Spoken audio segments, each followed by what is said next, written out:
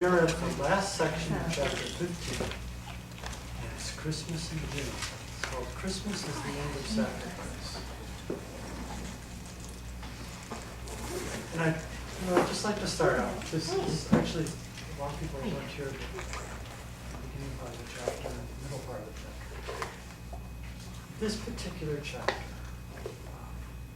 really elicits three main things. One is,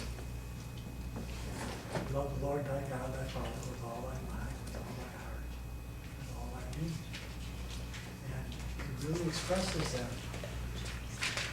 It's really expressed in the section that talks about the only real relationship that you can truly have. The only real relationship that you can truly have is one with your Creator. It's the only one in which communication is unlimited, is unhindered, not blocked by anything except your own thoughts. The second part is, and we're getting into tonight, is love thy neighbor as thyself. The realization that your brother is your Savior. Your brother affords you the opportunity to recognize the light of Christ in yourself. Because literally, it's hard to find just within yourself.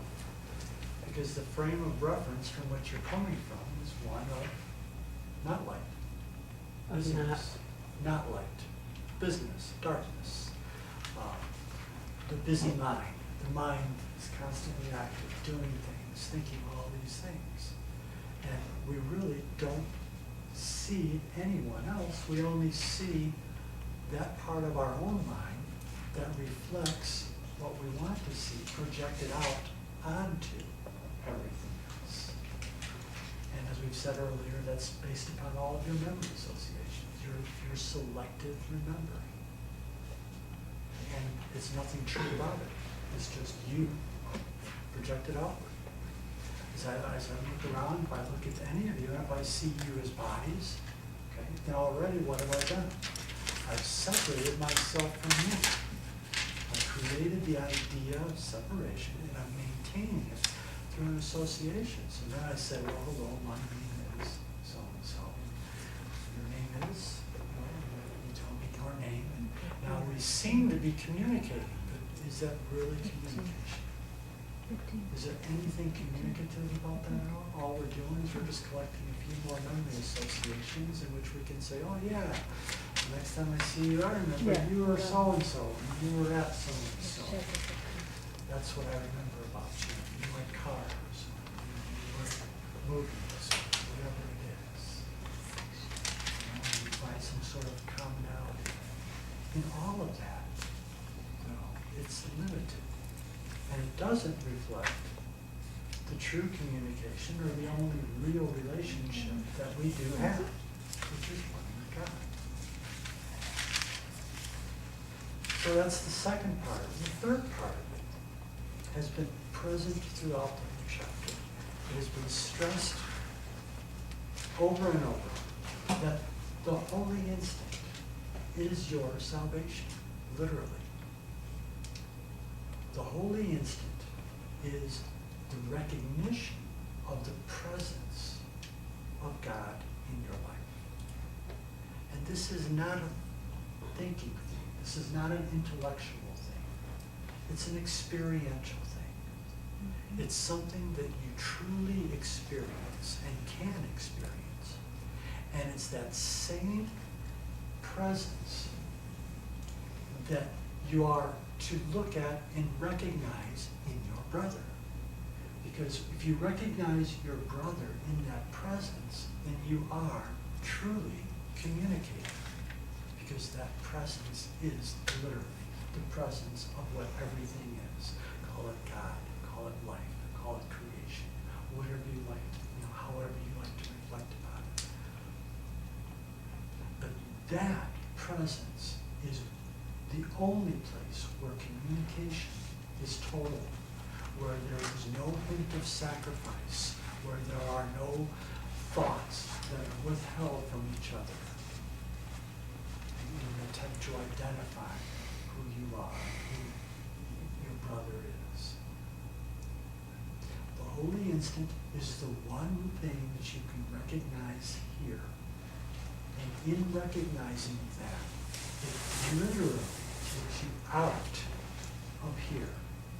It takes you out of the necessity to identify yourself as a body and allows you to teach yourself and reinforce within yourself that you're not a body, that you are literally the active beingness of what everything is, at one with everything.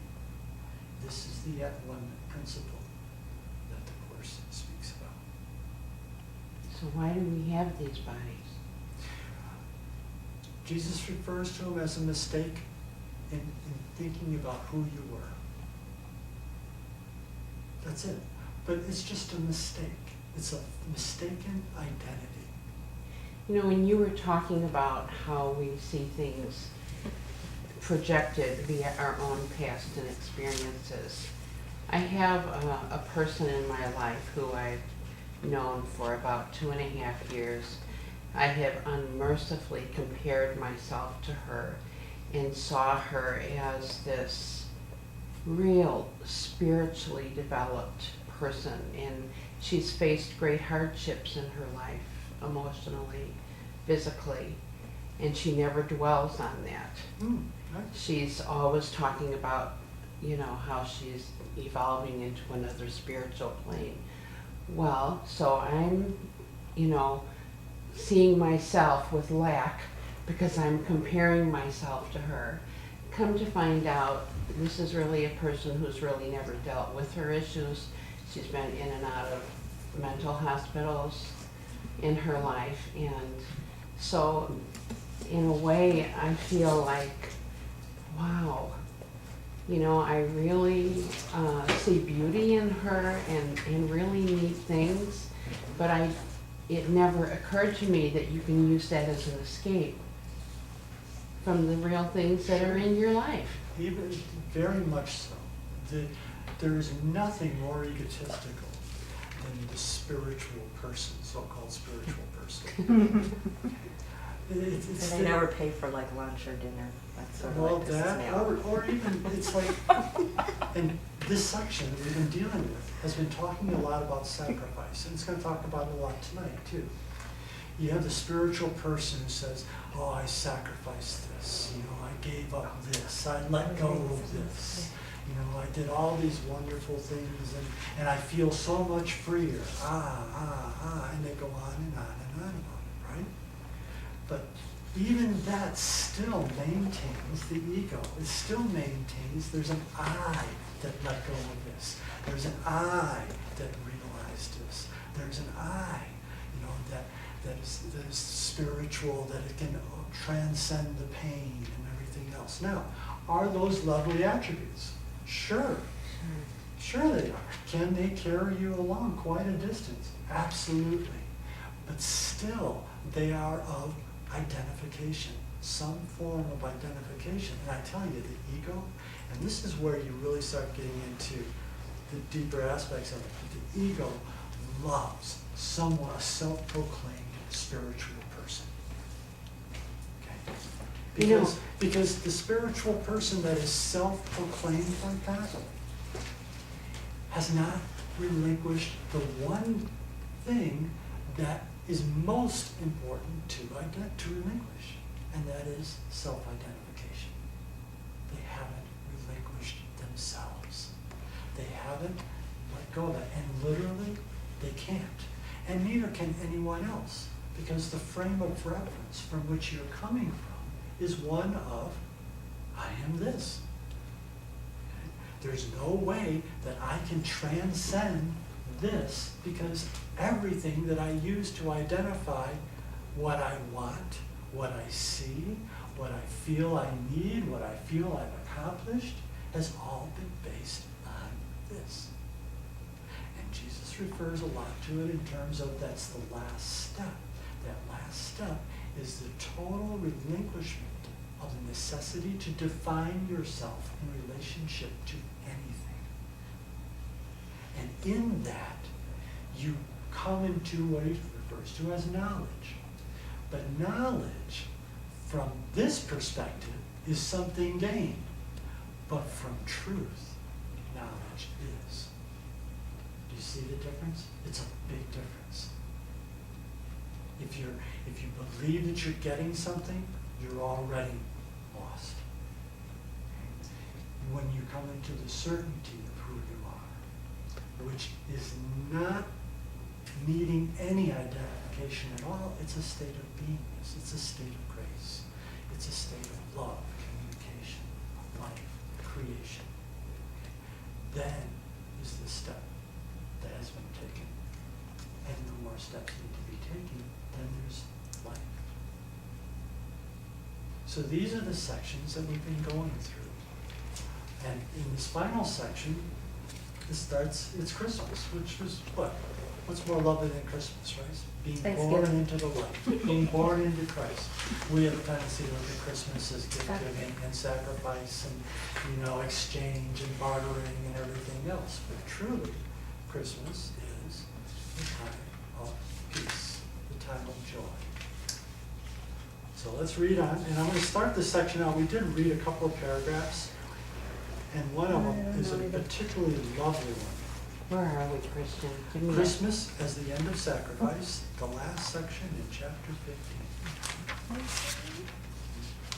Oh, Gonna start from the top? We're going to start from the top. okay. We're gonna read through that one paragraph that Lynn got a grasp of last time. Me? Fear not to recognize the whole idea of sacrifice as solely of your making, and seek not safety by attempting to protect yourself from where it is not. Your brothers and your father have become very fearful to you, and you would bargain with them for a few scraps, for a few special relationships in which you think you see some scraps of safety. Do not try longer to keep apart your thoughts and the thought that has been given you. When they are brought together and perceived where they are, the choice between them is nothing more than a gentle awakening, and as simple as opening your eyes to daylight when you have no need of sleep. The sign of Christmas is a star, a light in the darkness. See it not outside yourself, but shining in the heaven within, and accept it as the time of Christ has come. He comes demanding nothing. No sacrifice of any kind of anyone is asked by him. In his presence, the whole idea of sacrifice loses all meaning. For he is host to God, and you need but invite him in, who is there already, by recognizing that his host is one, and no thought alien to his oneness can abide with him there. How many thoughts can you have at once? One. If you hold that thought within your mind, that's what you are. How many times have you had a thought and then all of a sudden came back to yourself and realized, or drive down the road, you're driving down the road and you can't figure out how you got from here to there because you were just somewhere else. You literally were not present there. You were somewhere else. The mind is an incredibly powerful thing. And as you live your life, literally you are making mind. You are making who you are. And that part of you will be retained far beyond the lifespan of this body.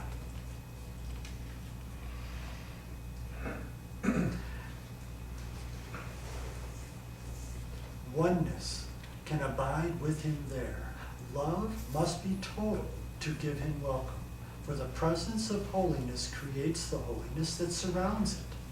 No fear can touch the host who cradles God in the time of Christ.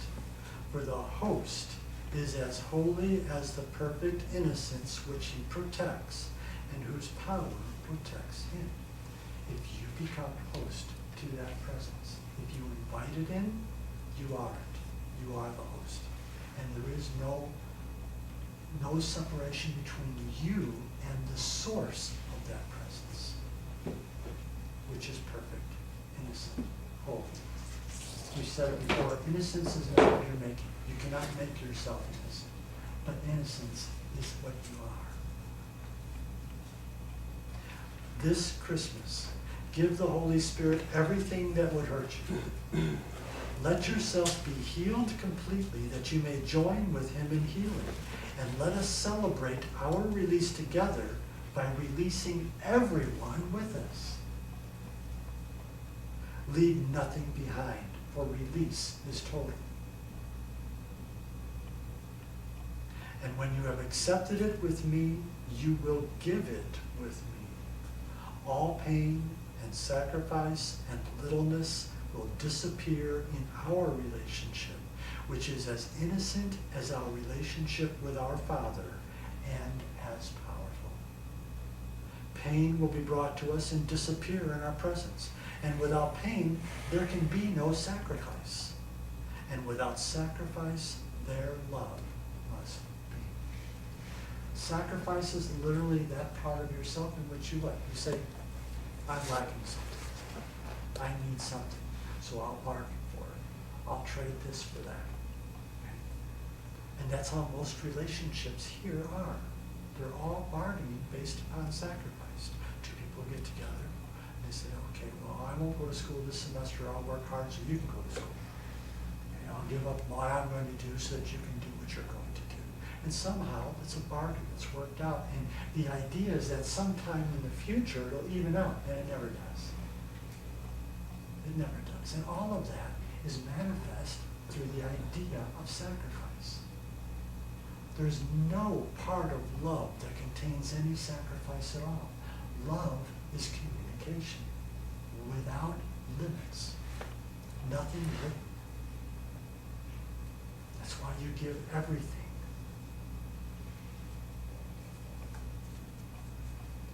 You who believe that sacrifice is love must learn that sacrifice is separation from love. For sacrifice brings guilt as surely as love brings peace. Guilt is the condition of sacrifice, as peace is the condition for the awareness of your relationship with God. In other words, if you're seeing yourself as lack at all, there's no way that you can experience the truth of what you are. There's no way ever that you'll be able to connect with that wholeness, because you're already coming from a frame of reference of lack. But the second part of that, as peace is the condition for the awareness of your relationship with God.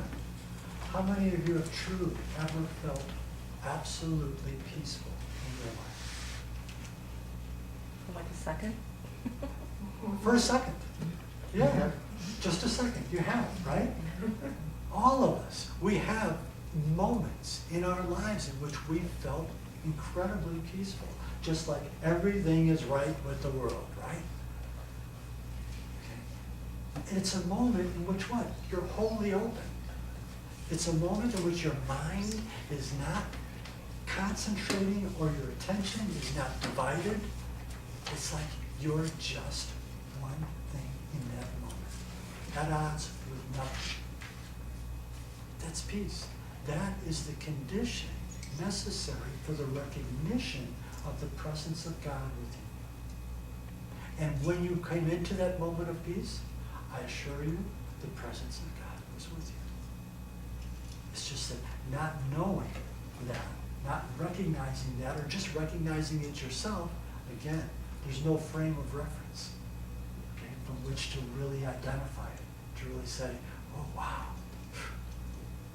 this is the presence of God. Thank you. But at the very least, you say, hey, wow, I feel really great today. This is wonderful. You know, I'm absolutely at peace. peace, or it might be in a meditative state, okay, where you're doing meditation, you can do it and say, it's just absolute peace, joy. Your mind is not limited, your mind is not fractured, it's not, there's no limitations on it at all. The condition of peace is necessary in your life, and the only way you will find that condition is not by making bargains out here, okay? Not by trying to establish orders of equanimity between all of those present, all of those beings that you think are around you. The only way to establish that peace is to find certainty within yourself, love within yourself, your own mind. You have that power to find that peace each and every moment through the relinquishment of the necessity to define yourself, to just be. Give yourself the freedom to be for just a moment. Your brother plays a very important part in this. Through guilt, you exclude your father and your brothers from yourself. Through peace, you invite them back, realizing that they are where your invitation bids them be. In other words, are you going to invite them into what? A fractured mind in which you are then going to place them in categories based upon, I like this one, I hate that one. Or are you going to invite them into your peace? I was working on this lately a little bit, like trying to just embrace God's presence in any situation I happen to find myself. Just practicing. And so today I was standing at the deli, and it's taking them a really long time. The electronic numbers aren't working, and everybody's confused on whose number is whose, and we had to keep telling people, no, your number's not the one that's up there, you gotta wait, you know. It was just all chaotic, and I was sitting there, I'm like, okay, I just have to focus on the presence of God. This moment is gonna, be as full as I open up my heart to it, right? So I'm thinking that, this is so crazy, and this little girl, she's about 4 years old, she goes up to the deli window, and it's all kind of foggy, and she just starts drawing little hearts. And she's like doing little hearts on the glass, little hearts, and her mom's like, Gina, stop, get over here. So she's like, and she had to finish that heart, it was the cutest thing. But it was just kind of one of those synchronistic things, or those little blessings that God gives you when you're trying to do some good work, and it was fun. She just had to finish that little heart, and she's like, oh.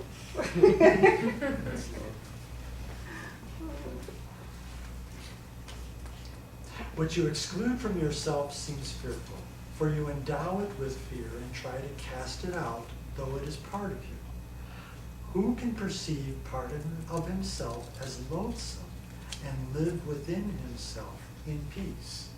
In other words, if you see a brother and judge them somehow as being not up to par with your standards, whatever that might be, okay, what thought are you holding in your mind? Lack? You're holding your brother in your mind, okay, as being not up to standards, not up to par. And that means that what? That's a part of your mind. That is your mind in that moment. You're just what? Excluding it from yourself and saying, no, it's not me, it's my brother. And who can try to resolve the conflict of heaven and hell in him by casting heaven out and giving it the attributes of hell without experiencing himself as incomplete and lonely? As long as you perceive the body as your reality, so long will you perceive yourself as lonely and deprived. And that might be a hard one for some egos to take, but it's a true statement. As long as you perceive this in the frame of reference that you use for everything, is this. And that's what you will identify over and over and over and over and over and over again. And as such, you'll never rise above that frame of reference.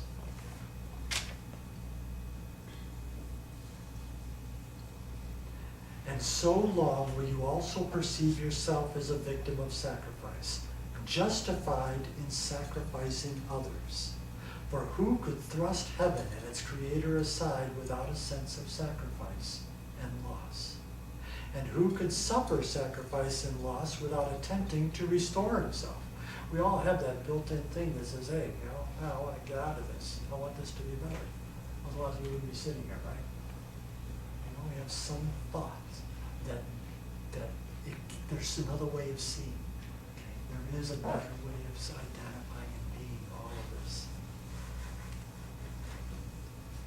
Yet how could you accomplish this yourself when the basis of your attempts is the belief in the reality of deprivation?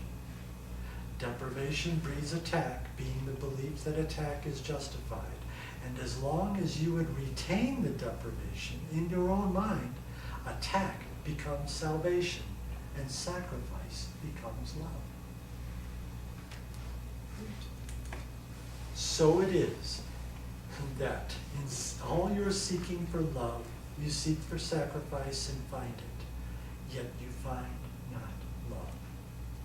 It is impossible to deny what love is and still recognize it. The meaning of love lies in what you have cast outside yourself, and it has no meaning apart from you. How could it? What's the basis for your communication? You. What's communication if it doesn't include you? Everything we do now is attempts at communication, but we're doing it from a point of what? Separation, okay? Lack, bargaining, sacrifice.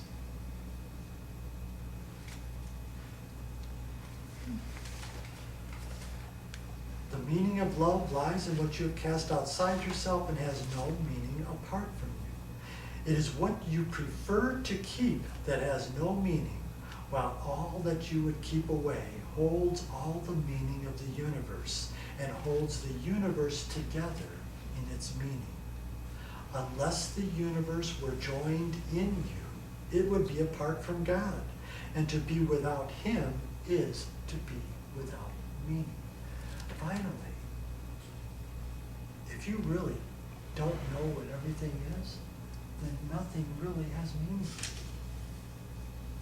The only thing that you're giving meaning are those selective memories that you're hanging on to about yourself. And it's at the exclusion of everything else that's going on, or at least part of everything that's going on. And in that sense, it's meaningless, because it's all conjecture. Go ahead. But if you don't have, what I struggle with, if nothing has meaning, then oh my God, I'm just going to be like 500 pounds and watching like Oprah all day, and that you have to have, you've got to have some base. And that's what we were saying. So I don't know where the earlier. base is anymore. If everything I've done for 50 years is just full of shit, excuse me, and doesn't really matter. But it does matter. And then I was thinking that I have these two children that are living the life that I want to live. They're very spiritual and they're artists, and then they have this mom who like worked herself to death. And I thought I didn't want my kids to do that, so I gave them the life that I wanted, and That's I'm the like sacrifice. jealous of them. Yeah. I'm like, That's so the mom, sacrifice, I'm like, right? what the F? Okay. And now what? And now you sacrificed all of that, thinking that at some point in the future, all of this. It's was going to be gonna my work out. time. Well, yeah, I'm going to be dead soon.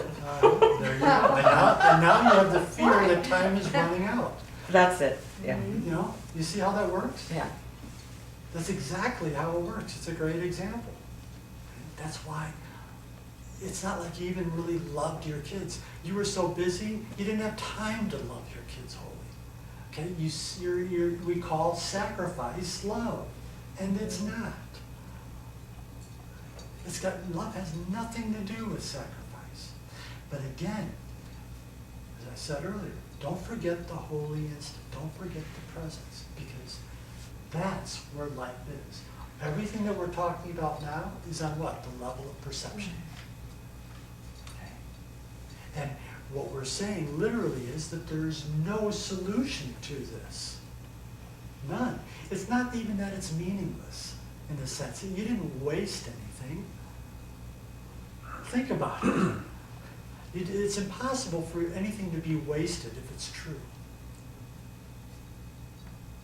But there is something that was manifest in everything you've ever done that you've denied yourself. And that is that peace, that joy, that certainty, that everything works perfectly. Everything is absolutely perfect. And that is known, not in judgment. It is known experientially. And the more you know it experientially, the more you know that you are what the experience is. It's not even that you experience it physically, you may. It's not even that you'll start arriving at, extrasensory, perception, and all this other stuff, and all that stuff, all those magic things. No, it's not that either. Those are just more catchphrases that you identify along the way and make yourself special in relationship to someone else. No, there's a deep, deep presence, a light. Okay? Literally, it's almost as if I was thinking of it this morning. It's almost as if there is a veil. Okay? Here you have this incredible light is what everything is. But between you and the light is a veil. And the veil is literally your thoughts, all of your memories. And each thread in the veil, okay, is woven. Okay, can you picture this? The light on the other side is shining through. But are you focusing on the threads? Or are you focusing on the light coming through? Or are you trying to make some sort of mishmash out of it and say, oh, it glows. And I'll get it partially. The light coming through each thread is truth. It's the presence. It's what you are. If you focus on that light, you are that light. And that's what you will perceive. The threads, they won't distract you any longer. It's an amazing thing. And you do it all in your mind. It's all, everything is done in your mind. It starts there. Well, in truth then, on the other side of the veil is a mirror. Because the light that you see is reflected of your own light.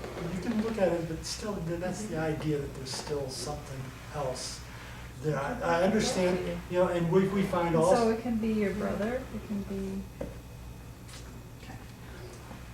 I would offer, yes, we use that analogy a lot. Okay? Your brother is a reflection of the truth in you if you look at that. But I would offer that it's something more than that, in that literally oneness has no need of reflection. Oneness knows itself everywhere. But, you're right, and if that works, if you see, whew, there you go, beautiful light, beautiful, whew, okay? And I can say, yes, that's a reflection. But in a way, I'm saying that there's still something outside of me that's reflecting back to me what I think I am or what I'm experiencing. It's more, it's more true communication than that. It's literally oneness, communication, unhindered, unlimited by anything. As soon as you recognize the light, you are the light, period. Okay? If your brother, in this perceptual universe, if your brother recognizes that light, okay, then all that does is reinforce within you that it's real. And that's where your brother is your savior. And we can, yes, the analogy of the mirror works perfectly also. But finally, it's communication that you're looking for. And whatever thought you hold is what you are and what your brother is. and I was going to say something too about, when we come to a point in our life where we feel like everything we've done is meaningless, or we experience the dark night of the soul, or we all of a sudden feel, that place where, you may have hit bottom in some way, shape, or form, you know. Those moments in my life have been like times where literally, I mean, I can remember saying to myself, this situation is so ridiculous, it's transformative. Because it literally, you have to flip. You have to flip with it. And what it does is it opens you up to the grace of God.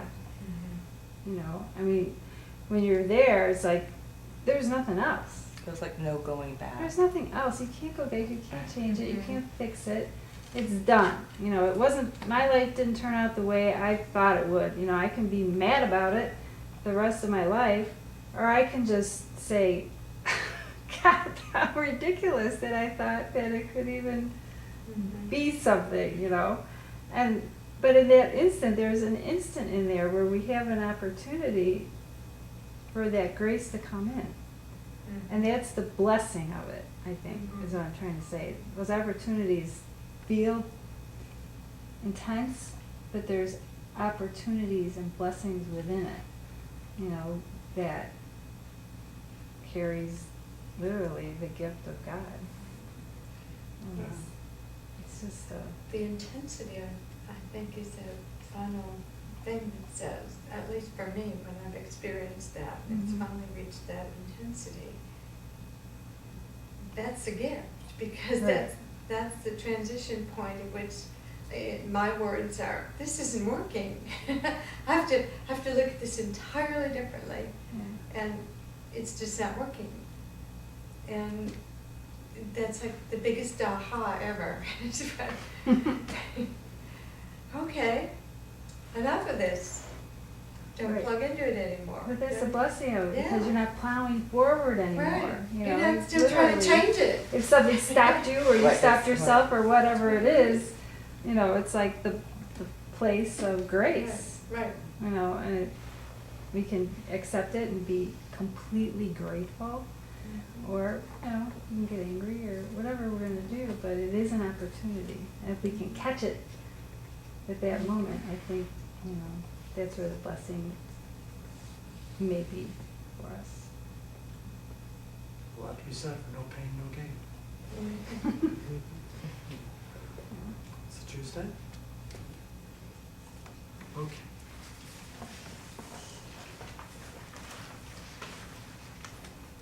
In the holy instant, the condition of love is met. Is that where we are? I have no idea. You say so? I like it. I like it now. Wherever you want. What's that? It might be one up, I'm not Whatever. sure. Okay. What up? Right. So it it's is. that. So it is that in all your seeking for love, you seek for sacrifice and find it, yet you find not love. It is impossible to deny what love is and still recognize it. The meaning of love lies in what you have cast outside yourself and has no meaning apart from you. It is what you prefer to keep that has no meaning, while all that you would keep away holds all the meaning of the universe and holds the universe together in its meaning. Unless the universe were joined in you, it would be apart from God. And to be without Him is to be without meaning. That's where we finished off. And there's one other aspect of that. If your mind is split, if the universe is not whole within your mind, that's the frame of reference you will also know God. We always make God in our own image. Literally. It's just something that we do because that's the frame of reference from which we're coming. He could be an old man up there that's going to judge us just like we judge ourselves. And he's going to judge us good and bad. He's going to let some into heaven and some into hell, just like what? In our own minds, we are keeping ourselves in either hell or in heaven. You know, the other thing that popped in my head when you read this section was, especially this part where it says, it is what you prefer to keep that has no meaning, while all that you would keep away holds all the meaning of the universe and holds the universe together in its meaning. What I think of is wherever you are, wherever you go, there you are. You know, so you're never going to get away from your mind. It doesn't matter how you try to change your circumstances, how you try to ignore a certain part of your life or something you don't want to see. That's where the meaning is. And the reason the meaning is there is because you've rejected it. It's your mind. And it's just waiting for you to, resolve it in God to give you that opportunity of grace in the holy instant. So it's sort of like, wherever you go, there you are. Just, you gotta catch yourself. Change your mind. Yeah. You can keep hating it and hating it and hating it, Yeah. or you can ask, what is this? Right. Or what would you have me do? Right. That's the gentle way to with do it. this? Yeah. Yeah. That's a good way to do it.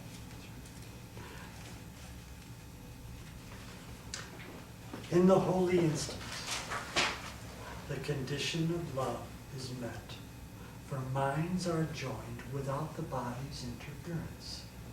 And where there is communication, there is peace. The Prince of Peace was born to reestablish the condition of love by teaching that communication remains unbroken even if the body is destroyed, provided that you see not the body as the necessary means of communication. And this is what I was referring to earlier about that third aspect. As long as you see yourself as a body, you're still in some sort of, even if you're saying, ooh, I'm experiencing the holy instant. I mean, that's a nice thing. It's a lovely thing. However, what are you using to identify that you're experiencing the holy instant? Your body. Now, can the body be useful in that regard? Yes. But is it necessary? No. And literally, that's what Jesus Christ brought about through what? The resurrection. So I'm with you always, even unto the end of time. There is no death. The Son of God is free. We fear death, the end, and we gauge our lives by that ending. And the closer it gets to that ending, the more we seem to be rushing around to do all the things that we think we should have done and that we gave up over the years. And that's just doing stuff. It's going to end with the body, all that stuff. But the incredible thing is all of that, the mind that you created through hanging on to all that stuff, is the mind that's going to stay with you a lot longer than the body. So what do you want to fill your mind with? Yeah. Good. So the question is, what do you want to fill your mind with? You know? You're actually, you're in a very good place if you think about it.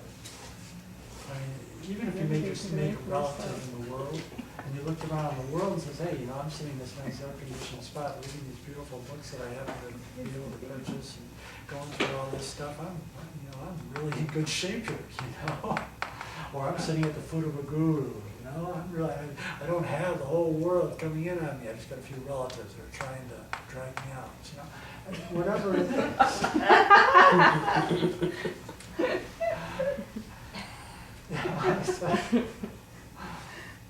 Whatever it is, you're at an incredibly wonderful opportunity being presented to you right now. Because you have facility of mind. You have the opportunity to say, hey, I want to see things differently and see them differently through your own decision, your own commitment. A decision, finally, is a commitment, isn't it? As soon as you decide to something, you've committed, right? So how committed are you? Well, in that moment, you are absolutely 100% committed. What is it that takes you out of it? The next moment. Oh, I gotta go. You're uncommitting soul. There you go. I'm gonna be late. Phone rings. All these things. Let not those things disturb your peace. Carry your peace with you into those things. Love what you're doing. Be grateful, as you said, for what you're doing, for the opportunity that you have. Gratitude is an incredibly powerful aspect of the human condition.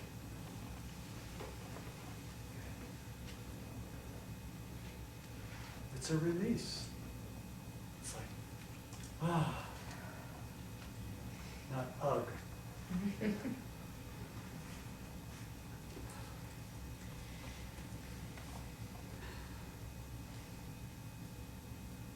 Provided you see not the body as the necessary means of communication, and that will take practice, because we're all on the body identification there. And if you understand this lesson, you will realize that to sacrifice the body is to sacrifice nothing. And communication, which must be of the mind, cannot be sacrificed. Where then is sacrifice? The lesson I was born to teach, and still would teach to all my brothers, is sacrifice is nowhere, and love is everywhere. The only thing that you don't know is what you decide you don't know. Or tell yourself you need to know, which inherently says you don't know it. For communication embraces everything, and in the peace it reestablishes, love comes of itself. Let no despair darken the joy of Christmas, for the time of Christ is meaningless apart from joy. Let us join in celebrating peace by demanding sacrifice of no one, demanding no sacrifice of anyone. For so you offer me the love I offer you. What can be more joyous than to perceive we are deprived of nothing? Wow.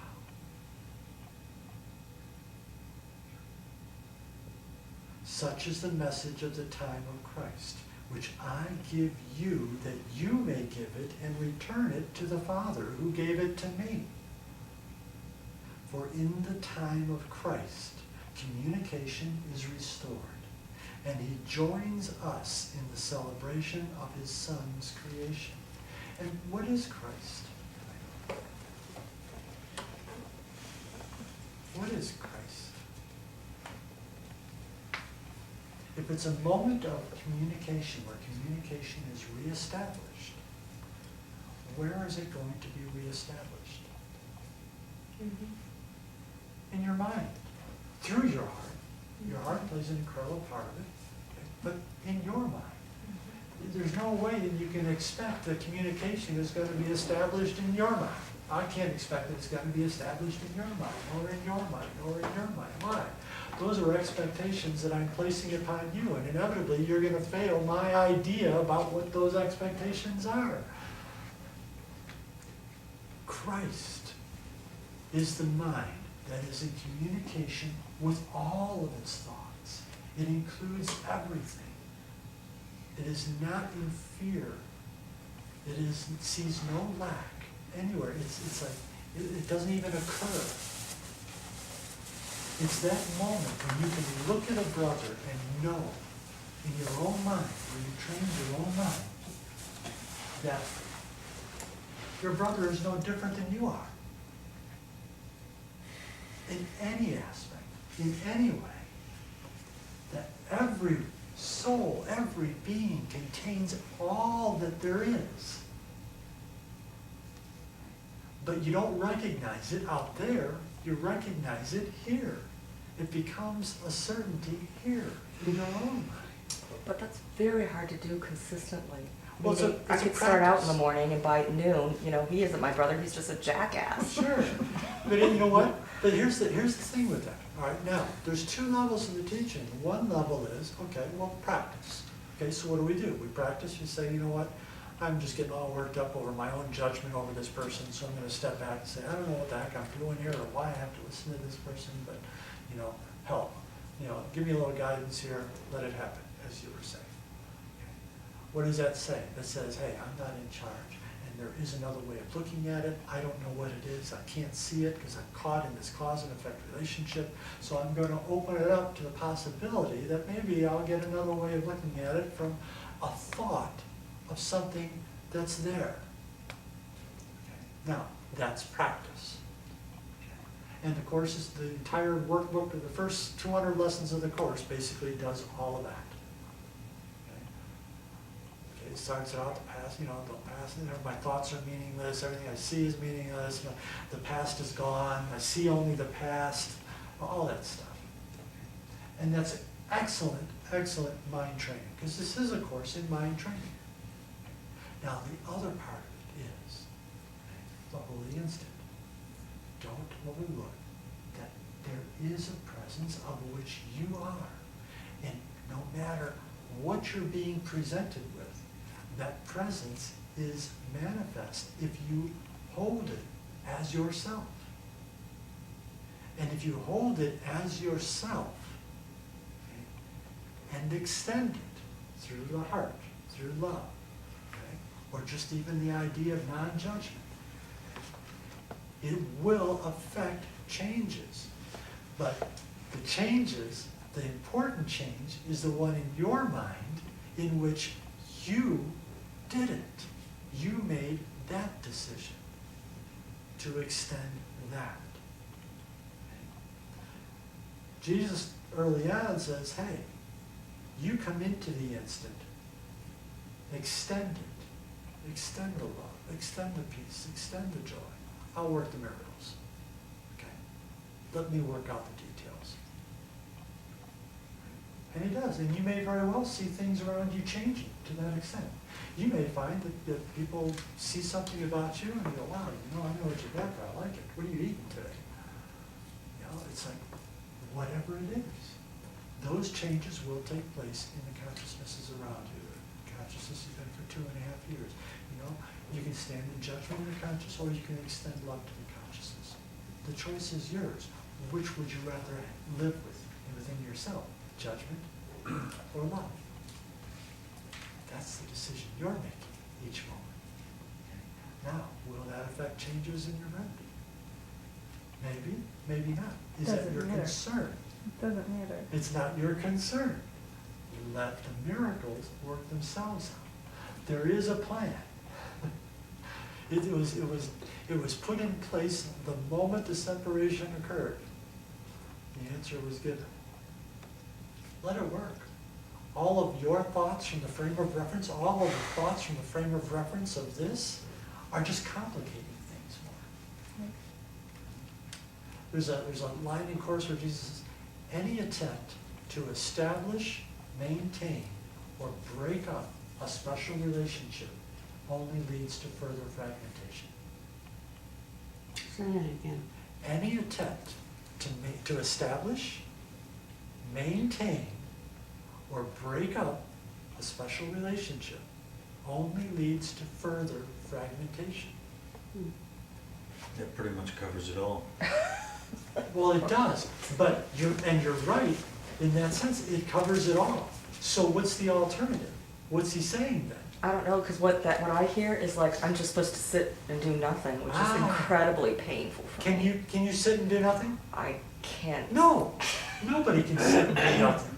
Yeah. The other person says, well, I'm just going to go lock myself in my bedroom or eat chocolates and get fat.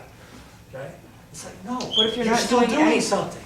But if you're not engaged with somebody, then it will just disappear. Okay. That's why your brother is your savior. But the recognition of that is very important, isn't it? Because now what are you saying? You're saying, hey, if I don't find myself in my brother, okay, I really am nothing. Okay. Now, is that a nice step to go through? Yes, but here's the deal. So what are you going to recognize in your brother? Things that disappoint you? Always. Or the truth, or the light. And the only way you're going to recognize it is to give of yourself. But give of yourself in which you lose nothing, but only gain in the giving. And the only way you can do that is grace, love, joy. Be the host, not the hostage. Yes, and actually that was in the section, that was last week's section. He said exactly that.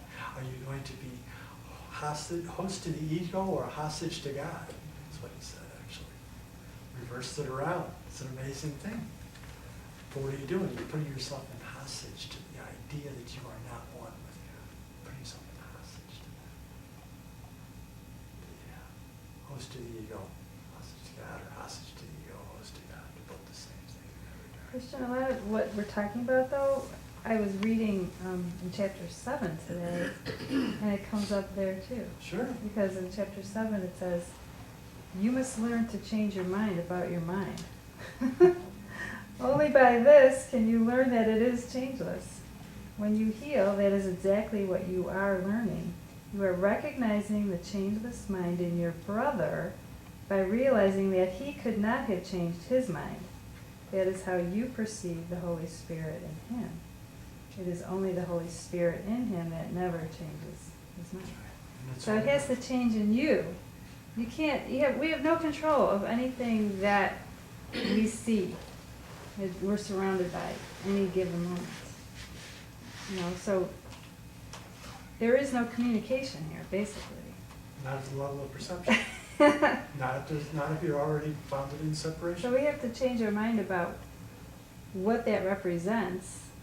And if we need to, we can ask, God, what does this represent? What does this, what does this mean for me? At least in that, we may not get an instant answer, but we've stepped back out of the engagement of the dilemma or the drama or the, misunderstanding for a moment of grace to come in. And let the Holy Spirit do the work.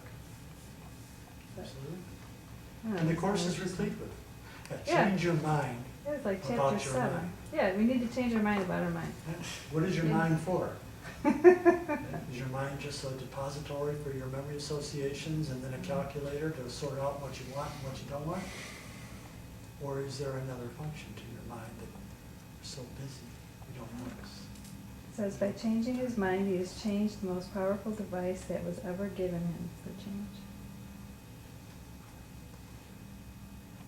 And regarding, That's back to regarding seven. the idea of just going away, you can't do it through dissociation. Because what are you doing? Right. You're enabling the separation. You're reinforcing it. But I'm embarrassed to say that I read that line about, am I hostage to my ego, or, Close to that. what was the other one? Or, Close to God. right, and so I'll admit, I thought, well, I'm totally screwed. It's either myself that's gonna drive me crazy, or I'm hostage to God, and I didn't think that was a nice thing. I thought that meant he was judging me. So Well, no matter what, yeah. I'm judging myself. Well, that's bad enough. Now God's judging me. I'll take my ego. That's how I know that's sick thinking. In the context of the paragraph in which it was read, that's exactly what it was dealing with. Okay. It was dealing with the idea that all of it is your identification, including God. All right, because that's what I read. I thought, I'm screwed no matter what. Yes. So, you've heard me say it over and over. You have designed explicitly everything to remind you of who you are in truth. Dissociation will not work. Losing the body isn't going to work because you're still going to have all your thoughts. The thoughts that you present to yourself in whatever form, be they dreams, be they this dream, be they whatever they are all based upon your mind. I look at that and I don't see the same thing you see. But whatever that is, it was designed to remind me of who I truly am. Give me that opportunity to recognize that within myself. Just as it is for you. Dissociation will not work because everything that you're dissociating from is a judgment that you've made. That's the basis that you use for dissociation. Everything is meaningless. I'm going to hide in my room. That's a judgment. Why? Because you see yourself then as meaningless. If everything you've ever done is meaningless, what are you saying about yourself? I'm meaningless. And you're not, everything has meaning. It has only the meaning that you give it. The question is, chapter 7, what meaning do you give your own thoughts? They're yours. Aren't all of them perfect for you? Think about it. No matter how silly they are, how crass they are, how, you might have thoughts about, shooting somebody out, whatever it is. All of those will reflect within you and manifest within you, okay, your mind, either peace or a multitude of other symptoms, anxiety, disappointment, discouragement, depression, or peace, joy, love, all of those. But whose decision is it to do that? It's yours. And why are we so afraid to do it? We're afraid to do it. You mean control your mind? Why are we afraid to do All that? those things. We're afraid to make any type of statement about who we are or what we truly want to do. Somebody might reject that. Exactly. And who's the somebody?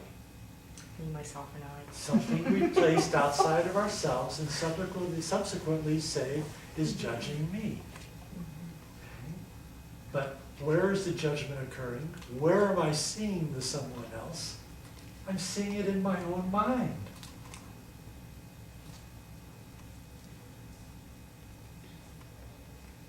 So you have a choice. You can say everybody's judging me or everybody's loving me. What do you want to choose? It's your choice, isn't it? Think about it. How many times do we choose the judgment over the love? A sharp word comes in, a little sarcasm, twinge of pain. It's like, and what do? We cringe. Well, the ego kicks in and it wants to justify all of its thought forms Gosh, of this is so anger annoying. and But what is the ego? Huh? What is the ego?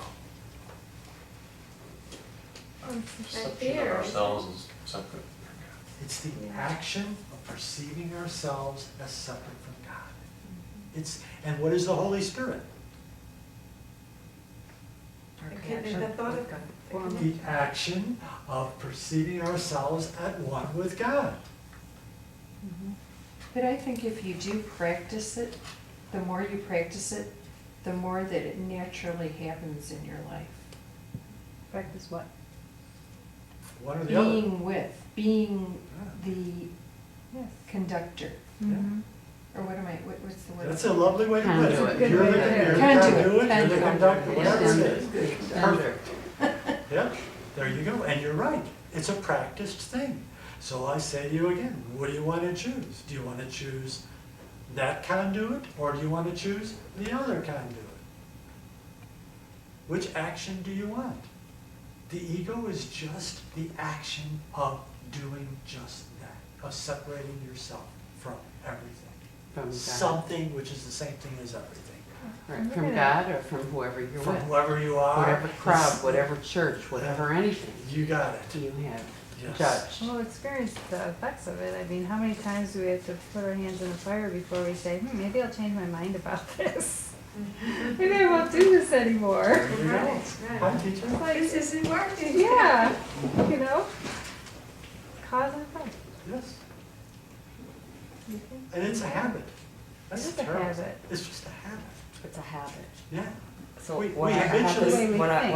I tricked myself to think, well, if God was within me, and then I thought, well, I shouldn't be talking to him so badly, meaning being self-aware, like, oh, I didn't do this right, So when I turn around and say, okay, God is within me, or I'm connected to him, so I shouldn't be beating him up so badly. It makes it a lot easier for me to stop that negative thought That's a good way to process. do it. Whatever Yeah, I works. know that's crazy. No, it's No, not. whatever works. Nothing is crazy. No, It's 'cause we all your think we habit. had it Peace, God. if it sets you back and Right. brings you to that sacred space where you feel, Let's go back to what I said. You have designed everything explicitly to remind you of who you are in truth. That would have to include your thoughts about everything, including God. That would have to be the path that you choose for yourself. This is an individual process of at one. an individual process of awakening. It is not a group thing. There is no group.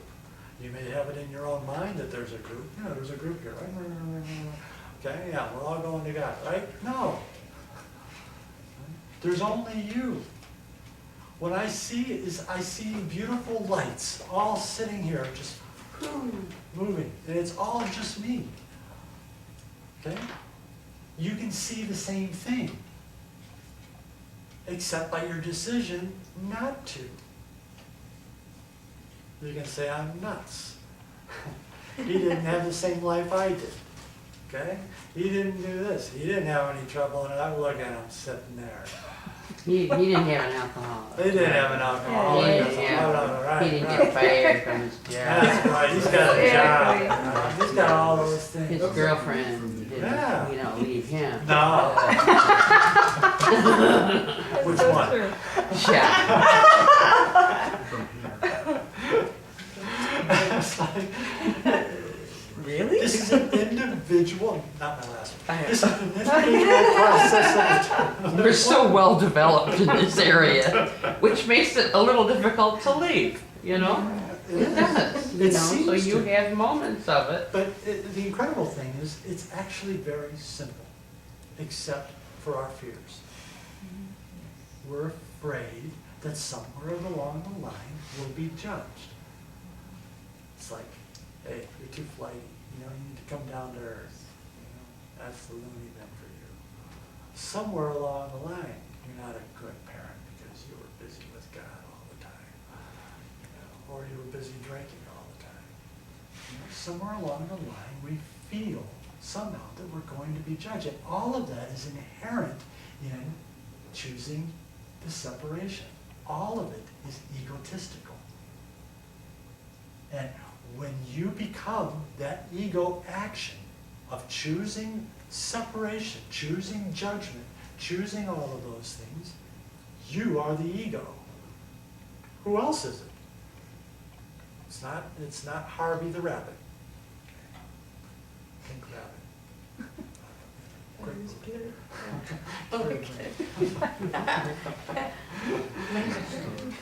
It's not the elephant in the room. Okay? It's you. It's you. And the decision lies with you. And there are no consequences to your decision either way. So if you really want to go sit in your room, eat chocolates and get fat, go about it. The only thing that's going to happen is you're going to keep getting fat. You're going to keep eating chocolates. And then you're going to what? What? What are you gonna Expand do? in the universe. You're not In gonna the die. wrong way. You're not going to die. That was just a saying. I wouldn't do that. I get a bit bored No, easily, no, so no, I know. I couldn't stay there that long. All right. You could imagine it. Oh, if I you're can gonna imagine do it holy, man. Just Right, like right. throw Yeah. yourself into it and Yeah. really As long as you're engage in creative. that moment And that's a of beautiful thing. chocolate. You can imagine, Be right? completely Right, right. transformative. What is imagine? Yeah, what is imagine? Being there. Huh? Being there. Being in a movie. It's imagining.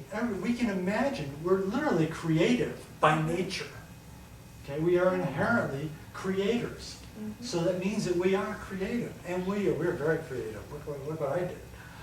So, it's like we're incredibly creative. Okay? We can imagine anything. Okay? So why don't we just imagine love? Why don't we imagine that the consciousness that you are now presenting yourself with is the perfect Son of God? They should just start teaching this in kindergarten. Earlier. Yeah. I was thinking earlier. while you were talking about that, Joe. But here's the Okay. deal. It's like, there is no kindergarten. Unless you consider this Oh, kindergarten. no. In that sense, this We is are in kindergarten. You're in kindergarten. There's a You place, may be failing. of course, where Jesus says, I knew it. I knew I should have been there. we're all babies learning a new language. And the language is one of grace. But usually you don't learn that new language until you've tried everything else. Well, If you you say keep so. going, you keep going back to everything That's a else choice. until you get sick of Right, yourself. right. You know, you That's gotta a- be sick of yourself to wanna change. If you say so. Oh. But wherever you Again. are. It's whatever you say. And you know what? When But you but say you have to have real experiences to test it. I mean, I have a very Yeah. drug addicted sister, and I finally thought that there is nothing that I could say or do. Yeah. So then I thought the whole love concept. I will meet her where she is. Okay. I will love her exactly as she is. No preaching. No, you need to get help. And once I did that, she'll answer the phone. Okay. So, Sure. because then I said to my mother, how about if this is her last day on earth, that let's not be about trying to fix her, because that hasn't worked.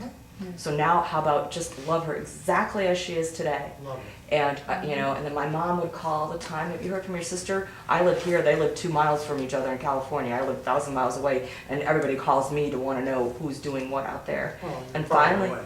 right, and finally I said, how about we change the whole game? That we're not gonna talk about our drug use, we're not gonna, you know, that we're just gonna, I said, Mom, you're just gonna call her up and go out to lunch once a month and just sit there and enjoy your daughter.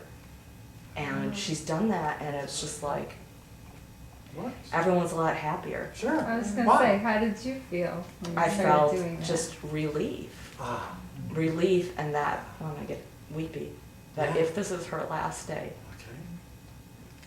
Phew. Take that. that I met her with love, Yeah. not with judgment. Take that and you just bring it up. Okay? That within that is the experience, the presence of God.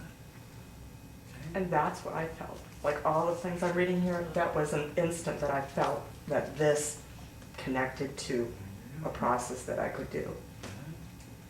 And that works. This is an individual process of awakening. And what you're trying to awaken is the recognition of that presence, the manifestation of that presence, however it manifests. And you know, we're really dense here. Like this is really a thick form here. Okay? So we gotta, it takes a lot to get up. And sometimes it comes up through sorrow, sometimes it comes up through joy, sometimes it comes up through all the different ways, because it has to filter through what? All the training that we've given ourselves that makes this what it is. Okay.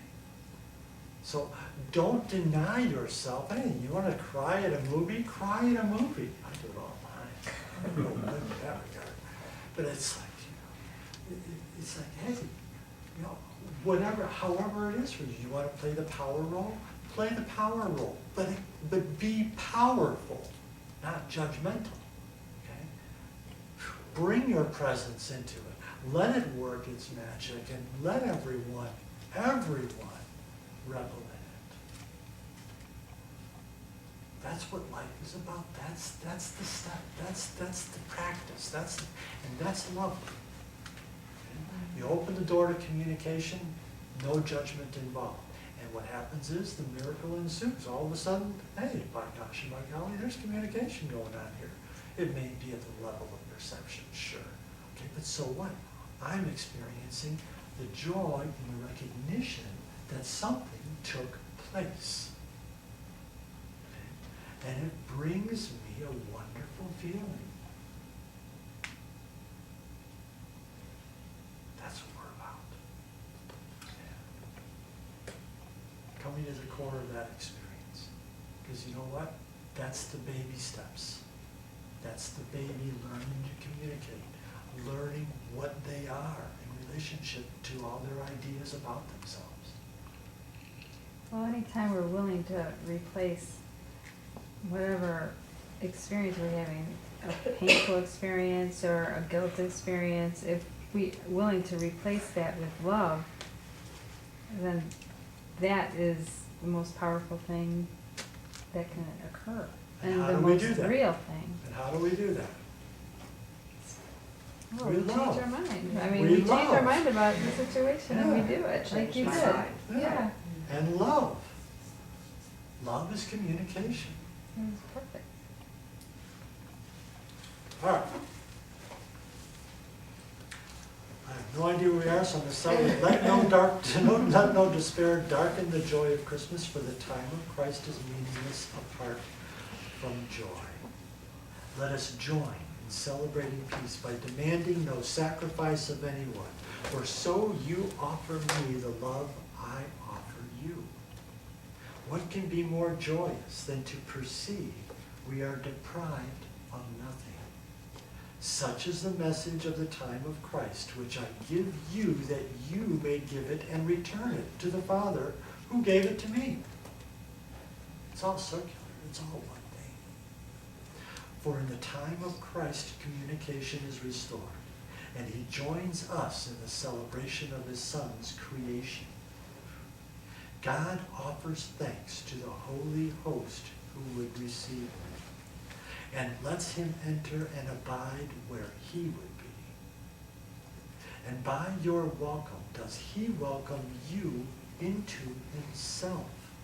From what is contained in you, who welcome him, is returned to him. And we but celebrate his wholeness as we welcome him into ourselves. Which really just means we're acknowledging that he's already there. Even more. Yes. And if he's already there, what are you? I'm holy. You're whole. Holy You're holy. one with what everything is. You're holy, whole.